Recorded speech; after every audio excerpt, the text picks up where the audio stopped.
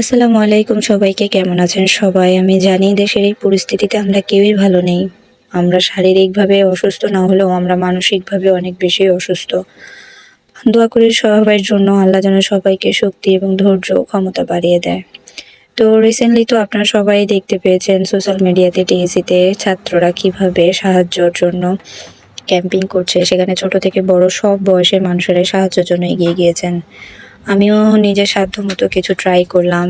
Even না আমি আমাদের বাসায় থাকা কিছু ঔষধ, সেখানে আমি ঔষধের গায়ে লিখে দিয়েছিলাম কোনটা কখন, কিভাবে, কি হলে খেতে হবে। সাথে আমি কিছু শুকনা খাবার যেমন মুড়ি, চিড়া, চিনি, তারপরে ম্যাশ, মোমবাতি এগুলো এড করে দিই। সাথে বড়দের কিছু জামাও এড করে দিই। শুনেছিলাম যে জামাকাপড় নাকি নেওয়া হচ্ছে না। ধারণাটা একদমই ভুল। আপনারা অবশ্যই গিয়ে যোগাযোগ করবেন। ভাইয়ারা, আপুরা অনেক, অনেক, অনেক পরিশ্রম করতেছে। আল্লাহ তাদেরকেও ধৈর্য শক্তি দিক। এই অবস্থাতে যে তারা দেশের জন্য এত কিছু করতেছে, আলহামদুলিল্লাহ আমরা আমাদের স্টুডেন্টদের নিয়ে, আমাদের জেনজিকে নিয়ে অনেক বেশি গর্বিত।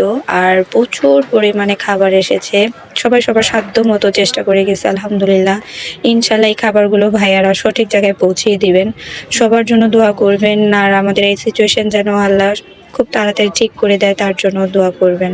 আসসালামু আলাইকুম। সবাই ফেনী, নোয়াখালী ও কুমিল্লাবাসীর জন্য অবশ্যই দোয়া করবেন। আল্লাহ তাদের সুস্থ রাখুক। আল্লাহ হাফেজ।